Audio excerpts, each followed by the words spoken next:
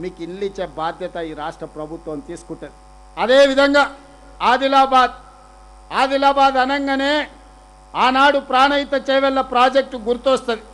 Doctor YS Rajasekhara Reddy గారు, కాకా వెంకటస్వామి గారు, డాక్టర్ బాబాసాహెబ్ అంబేద్కర్ సుజల స్రవంతి పేరు మీద ప్రాణహిత చేవెళ్ళ ప్రాజెక్టును మొదలు పెడితే తుమ్మిడేటి దగ్గర బ్యారేజ్ కడితే ఆదిలాబాద్ జిల్లాకే 2 లక్షల ఎకరాలకు నీళ్ళు ఇచ్చే అవకాశం ఉండే. కారణాలు ఏమైనా, ఆనాటి ప్రభుత్వ ఆలోచన ఏమున్నా తుమ్మిడేటిని పడావు పెట్టినరు, మేడిగడ్డ సుందిల్లా అన్నారమని అక్కడికి తీసుకెళ్ళారు. 1,00,000 కోట్లు ఖర్చు పెట్టారు. కాళేశ్వరం కట్టడం, కాళేశ్వరం కూలేశ్వరం కావడం, 1,00,000 కోట్లు గోదావరి గంగలో కలిసిపోయి ఈనాడు ఆ 1,00,000 కోట్లు మొత్తం గోదావరిలో కలిసిపోయినాయి. ఆదిలాబాద్లో ఎకరానికి కూడా నీళ్లు రాలే.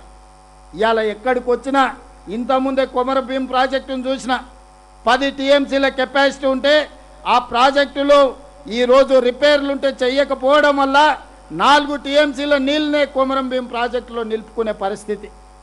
ఈ ఆదిలాబాద్ జిల్లాలో కుత్పి కావచ్చు, కంకి కావచ్చు, ఈనాడు ఉన్న ఏ ప్రాజెక్ట్ అయినా ఆనాడు పూర్తి చేయకపోవడం వల్ల 10 సంవత్సరాలు సాగునీటి ప్రాజెక్టులకు 1,80,000 కోట్ల రూపాయలు ఖర్చు పెట్టినా ఆదిలాబాద్ జిల్లాలో ఏ ఒక్క ప్రాజెక్టు పూర్తి కాలే.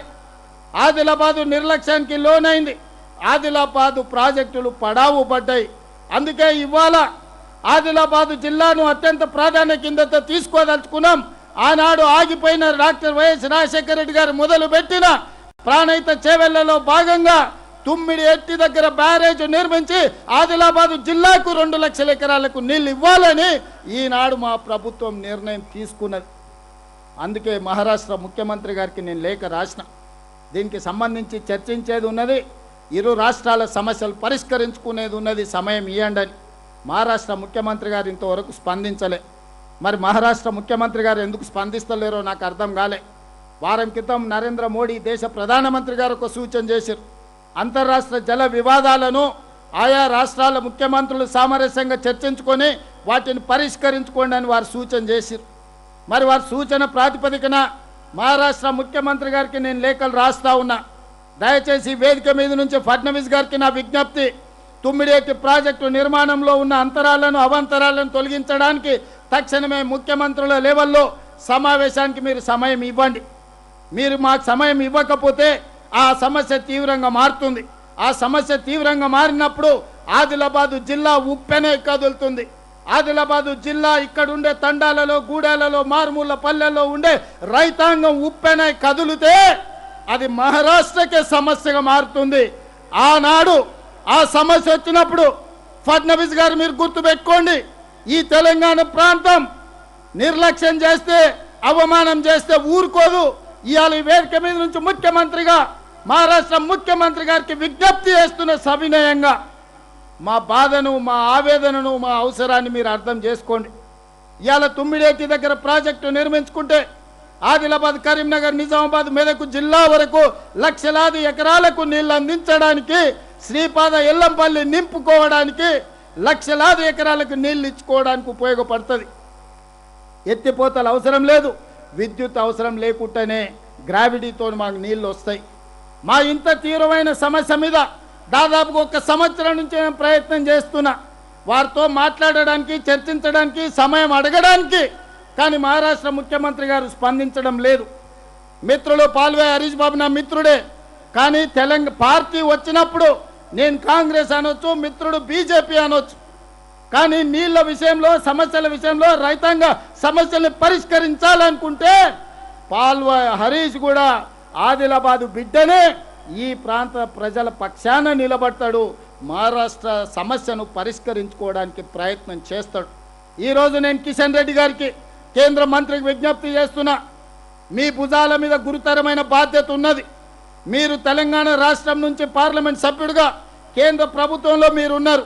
మహారాష్ట్ర ముఖ్యమంత్రి గారు ఎందుకో వివక్ష చూపిస్తున్నాడు, ఎందుకో నిర్లక్ష్యంగా వ్యవహరిస్తున్నాడు. మా సమస్యను పరిష్కరించుకోవడానికి సంవత్సరం నుంచి మేము ప్రయత్నం చేస్తుంటే కనీస గౌరవం, మర్యాద కూడా పాటిస్తలేడు తెలంగాణ ముఖ్యమంత్రి పక్షాన. నేను నీకు నచ్చకపోవచ్చు, లేకపోతే నీ చీకటి మిత్రుడు చంద్రశేఖరరావు గారికి నచ్చకపోవచ్చు, లేదా ఫడ్నవీస్ గారికి నేను గుర్తు రాకపోవచ్చు, కానీ నేను లేవనెత్తుతున్న సమస్య తెలంగాణ 4 జిల్లాల లక్షలాది రైతాంగ సమస్య. ఈ రైతాంగ సమస్యను పరిష్కరించడానికి కిషన్ రెడ్డి గారు దూతగా వ్యవహరించాల్సిన అవసరం ఉన్నది. మీరు మాట్లాడండి కిషన్ రెడ్డి గారు, నాకు బేసిజాలు లేవు, నాకు పంతాలు పట్టింపులు లేవు, నేను మీ ఇంటికి వస్తా, మీతో మాట్లాడతా, మీరు నన్ను తీసుకెళ్ళండి మహారాష్ట్ర ముఖ్యమంత్రి దగ్గరికి. తక్షణమే ఈ ఆదిలాబాదు జిల్లా, కరీంనగర్ జిల్లా, నిజామాబాదు, మెదక్ వరకు ఈ గోదావరి జలాలను తరలించాలంటే తుమ్మిడిఎట్టు ప్రాజెక్టును పూర్తి చేయాలి. తుమ్మిడిఎట్టు ప్రాజెక్టును పూర్తి చేయాలి అని అంటే ఈనాడు ఆ ప్రాంతంలో ఉన్న ఒక 1500 ఎకరాల భూసేకరణకు మహారాష్ట్ర ప్రభుత్వం సహకరించాలి. నేను అడుగుతున్న కిషన్ రెడ్డి గారిని, ఆనాడు పోలవరం ప్రాజెక్టు నిర్మాణానికి ఆంధ్రప్రదేశ్కి అడ్డంకి అవుతుందంటే తెలంగాణలో ఉన్న ఖమ్మం జిల్లాలో ఉన్న 7 మండలాలని కాదు, లక్షలాది మంది తెలంగాణ బిడ్డల్ని ఆంధ్రప్రదేశ్కు అప్పచెప్పింది మీరు కాదా? ఆంధ్రప్రదేశ్లో పోలవరం కట్టడానికి లక్షలాది ఖమ్మం జిల్లా వాసులను 7 మండలాలను ఆంధ్రప్రదేశ్కు అప్పచెప్పిన నరేంద్ర మోడీ గారు, మీరు మహారాష్ట్రలో ఒక 2000 ఎకరాల భూమి మాకు ఇప్పించలేరా? మేము ఊర్లు అడగలేదు, మేము మనుషులను అడగలేదు, అక్కడ మునుగుతున్న భూములను అడిగినాం. మీరు ఎంత అడిగితే అంత ఇస్తామని చెప్పినాం.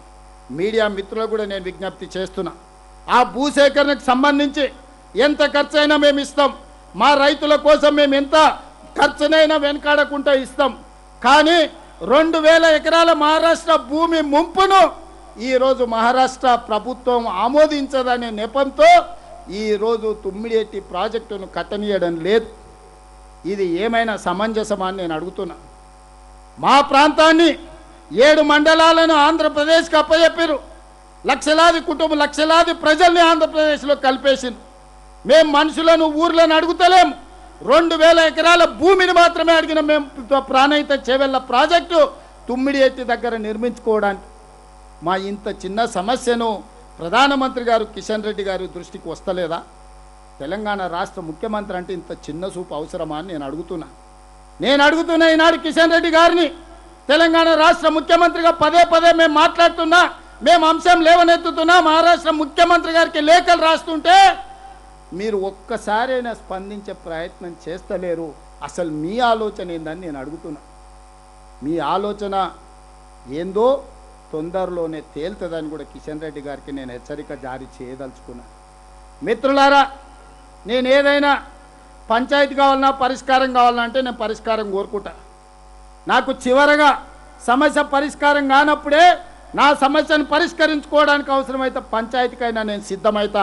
దీంట్లో మహారాష్ట్ర ముఖ్యమంత్రి ఉన్నాడా, లేకపోతే కేంద్ర మంత్రి కిషన్ రెడ్డి ఉన్నాడా, నేను ఎవరిని లెక్క చేయను. I don't care anyone. నాకు 4 కోట్ల తెలంగాణ ప్రజల యొక్క హక్కులే ఆదిలాబాదు, కరీంనగర్, నిజామాబాదు, మెదక్ ఈ ప్రాంతంలో ఉండే రైతాంగ సమస్యలే నాకు ముఖ్యం. అదేవిధంగా ఈనాడు ఈ ప్రాంతంలో ఉండే ఇతర సాగునీటి ప్రాజెక్టులు అర్ధాంతరంగా ఆగిపోయిన వాటిని, మీతో మొదలుపెట్టని వాటిని జూపల్లి కృష్ణారావు గారికి నేను సూచన చేస్తున్నా.